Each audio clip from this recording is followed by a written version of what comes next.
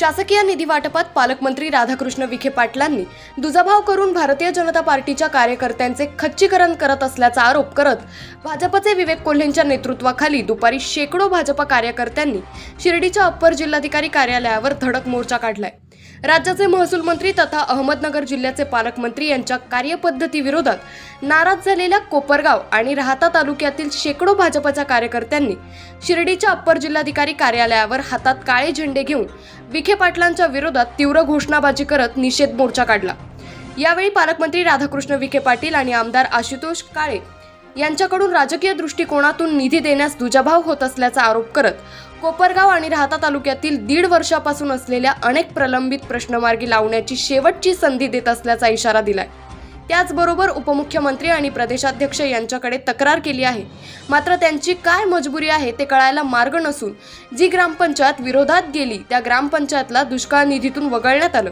आम्ही नेमकं भाजपसाठी काम करतो की विखे पाटलांसाठी हेच आमच्या कार्यकर्त्यांना समजत नसून विविध कामं अडवल्याने नागरिकांनी खदखद निषेध मोर्चातून व्यक्त केली आहे। वेळ पडली तर जनतेच्या हितासाठी विखे पाटलांच्या विरोधात राहाता मतदारसंघातून निवडणूक लढवणार असल्याचा इशारा देखील भाजपचे युवा नेते विवेक कोल्हे यांनी दिलाय। राज द्वेष सगळं काही दिसून येत आहे। छोट्या छोट्या गोष्टींमध्ये त्यांचा हस्तक्षेप आहे। पक्षाला जर पार्टी विथ डिफरन्स म्हणणारी पार्टी आहे म्हणून आम्ही आमच्यासारखे युवक मोदी साहेबांना बघून 2014 साली या राजकीय प्रवाहामध्ये आलो, परंतु कुठेतरी नैराश्य आम्हाला देखील झालं की अशा पद्धतीचे काम करणारे ज्या ज्या पक्षात गेले त्या ठिकाणचे प्रतिस्पर्धी संपवायचे आणि स्वतःचं महत्त्व आणि सत्ता टिकवायची। 30 आणि 40 वर्ष झाले ज्यांच्याकडे लाल दिवे आहे ते अजून जनतेचे प्रश्न सोडू शकले नाही, पण सुदैवाने एक युवक कोणीतरी पुढाकार घेऊन हे प्रश्न मार्गी लावतो आहे। मग माझ्यासारखे असंख्य जिल्ह्यातील युवक असतील, वेगवेगळ्या पक्षातील युवक असतील, यांना कोणालाही वरती येऊ द्यायचं नाही आणि यांचे पाय खेचण्याचं धोरण, गळचेपी धोरण जे हे घेत आहे त्याच्या विरोधात हा खरं तर उठाव आणि निषेध होता।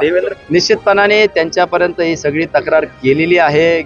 कुठली मजबुरी आहे, कुछ तो मजबुरी रही होगी, त्याच्यामुळे त्यांना काही घेत नाहीये। पण आम्ही बघा इश्यू बेस्ड पॉलिटिक्स करत असतो, विषयानुरूप राजकारण करत असतो।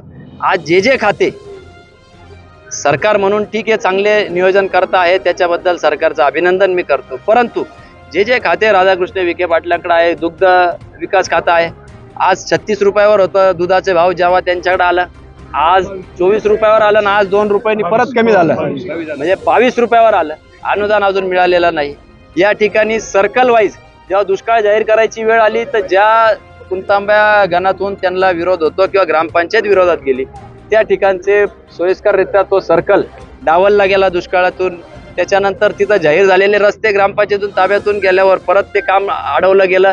असे असंख्य प्रश्न, कांद्याचा लिलाव, वाळूचं धोरण देखील महसूल विभागाच्या माध्यमातून जे जाहीर झालं 600 रुपये घरकुलांसाठी, प्रत्येकाला घर द्यायचं आदरणीय मोदी साहेबांचं धोरण आहे, परंतु या ठिकाणी 2500, 2600, 3000 रुपयाच्या वर वाळू मिळतील। सगळे बगलबच्चे त्यांचे त्या ठिकाणी वाळूच्या धंद्यामध्ये म्हणजे जे छुप्या पद्धतीने होत असतात, उघड्या पद्धतीने चोरी चालू आहे। त्या ठिकाणी सगळे प्रशासकीय अधिकारी त्यांच्या दावणीला बांधून त्या ठिकाणी एक हुकुमशाही पद्धतीने कारभार चालू आहे आणि त्या कारभाराविरुद्ध हा आवाज सर्वसामान्य जनतेने उठवला होता। ती भूमिका घेतलेली नाही, परंतु कुठल्याही याला एक वेळ द्यावा लागतो। सातत्याने पत्रव्यवहार केलेला आहे, ज्येष्ठांना कळवलेलं आहे, आमच्या वेगवेगळ्या प्रसिद्धी माध्यमाच्या माध्यमातून आमची भूमिका स्पष्ट केलेली आहे आणि आज रस्त्यावर उतरून जनतेचा आक्रोश काय आहे, एका मेसेजवर काल दिलेल्या निरोपावर ही सगळी मंडळी आज हजारोच्या संख्येने या ठिकाणी आलेली आहे। म्हणजे कुठंतरी दगदग ही राहाता तालुका आणि कोपरगाव तालुक्यातील लोकांमध्ये निश्चितच आहे आणि हे समजून घेण्यासाठी, हे दाखवण्यासाठी आज आम्ही इथं उतरलेलो आहे।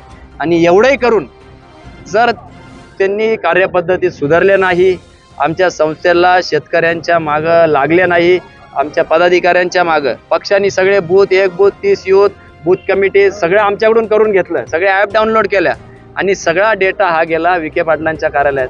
आज तिथून त्यांच्याकडे आयत्या याद्या आहे की यांचे कोण कार्यकर्ते कुठल्या बूथला आहे आणि त्या कार्यकर्त्यांच्या विरोधात ते त्या ठिकाणी अन्याय करायचं काम चालू आहे। फोन येतात की पक्षाचा कार्यक्रम आहे आणि बोलतात आहे विखे पाटलांच्या कार्यालयातून। म्हणजे नेमकी हा पक्ष आम्ही भाजपसाठी काम करतो आहे का राधाकृष्ण विखे पाटलांसाठी काम करतो आहे हेच आमच्या कार्यकर्त्यांना कळत नाहीये। आपण अहोरात्र पक्षासाठी पळतो आणि छोट्याशा कारणावरून आपल्या तहसील, पंचायत समिती, पोलीस स्टेशन किंवा प्रांत कार्यालयामध्ये आपले कामं अडवले जातात, ही खंत लोकांमध्ये होती. आणि म्हणून ती खतखत आज या निषेध मोर्चाच्या माध्यमातून आम्ही सरकारसमोर पक्षासमोर आणण्याचा प्रयत्न केलेला आहे.